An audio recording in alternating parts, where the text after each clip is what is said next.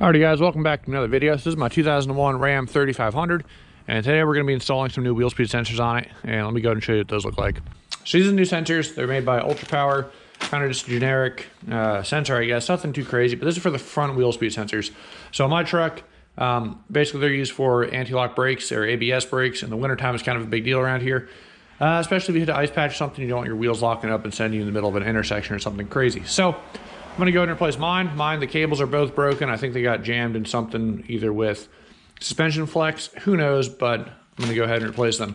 So getting the old ones out is a pain in the butt. On the other ones, I was able to drill it out essentially, and I got one out. I have to get the other one out still, and I'll show you that process in a minute. But yeah, pretty straightforward, nothing too crazy. If you're curious, skip around, go ahead and check the description for the timestamps, and I will try and make sure we have a nice, easy to follow along timestamp down there so we don't skip any bull crap. But let's go ahead and get it on the truck. All right, so let's go ahead and hop under here and see what we got to work with. So on the driver's side, wheel speed sensor is located right there. This guy right there. And on the passenger side, as you can see, it's not there. Just the hole for where it should be, because I pulled it out earlier when I had this thing apart a couple videos ago. So I want to do this side first. I'm just going to pop it in, and then we just got to go ahead and follow up around,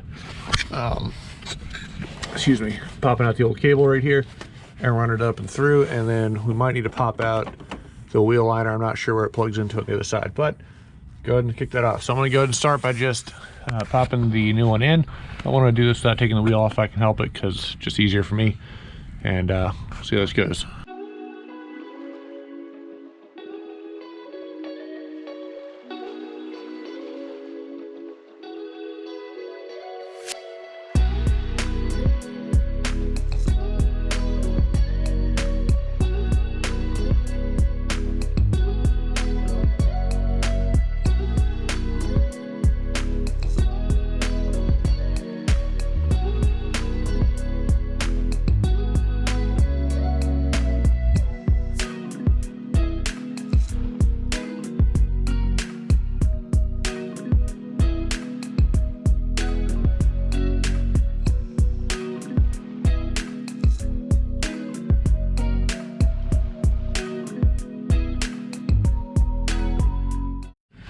All right, so it's a pretty tight fit, and I'm using a hammer, very, very lightly tapping with a screwdriver on either side after using a wire brush and a screwdriver to get any kind of rust spots.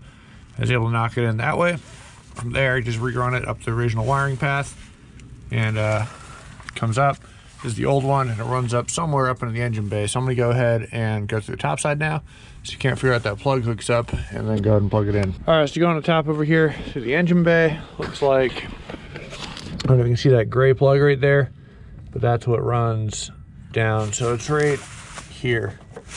Yep, so we're gonna unhook that guy. I'm gonna do that off camera because that's kind of a pain in the butt to reach, especially getting a camera in there. And then we'll just plug the new one in. We should be good to go. All right, so I got it out. This is the new clip, and I was able to just reuse the old one because I couldn't get it out of the side of the truck. But short slide just slides on like that, and you can just slide it right off. So I just left this part in the truck. Now the new one's hooked up right there. Hopefully you guys can see it, and pretty easy. So now to the other side, the hardest part of this, in my opinion, is trying to get the old one out of the actual wheel knuckle itself.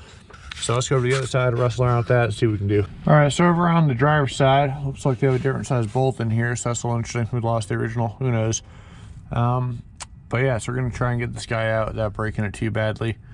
Not sure how it's gonna go. So like I said, the other side I took it out because I had the whole wheel assembly off already, and I was able to hammer it out that way. This one, not sure, so let's see how this goes.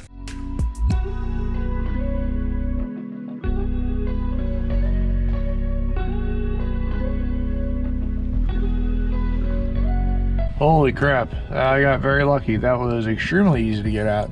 Again, if you're doing this, good luck, because the other side was impossible compared to this one. That was like super easy. That's how it's supposed to be. So that's awesome. Let's go ahead and get the new one in.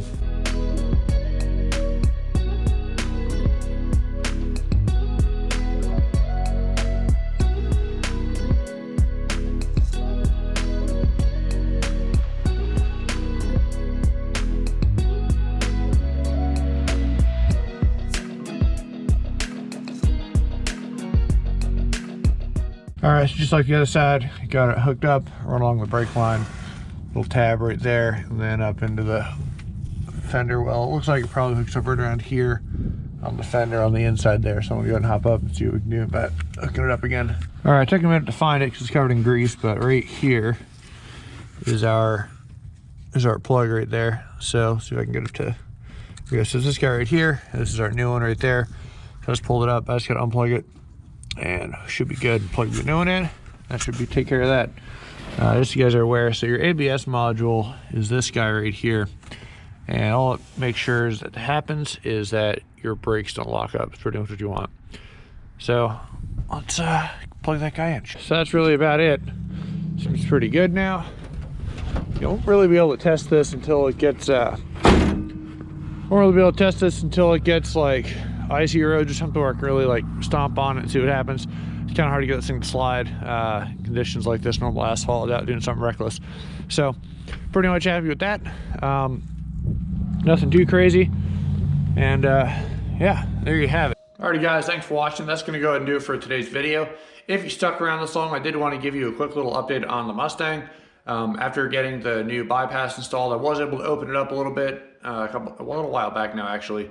But I did see a full, basically 19.5, almost 20 PSI with the 2.8 or the 2.6 pulley on the car. And she was ripping. So it is well below freezing now around where I'm at, so I'm not able to do any more Mustang content until it gets springtime. But yeah, looks like we fixed our issue with that leaky bypass. Kind of sucks it took so long to find it, but it is what it is.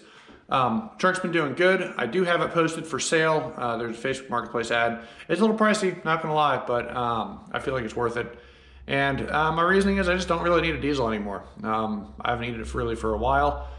And if it sells, awesome. If not, I do like the truck and I can definitely use it to make content. So I'm not, I'm not trying to like get rid of it super fast. But if someone does want it, it is for sale. But other than that, it's pretty much all I got going on with the channel and everything. That's one of the reasons I'm touching up a lot of the small stuff in the truck I kind of put off. I wouldn't feel comfortable selling it without knowing there's still a couple small things wrong with it. So we'll kind of see what happens with that. But once again, thanks for watching guys, and I'll see you in the next one. Take it easy.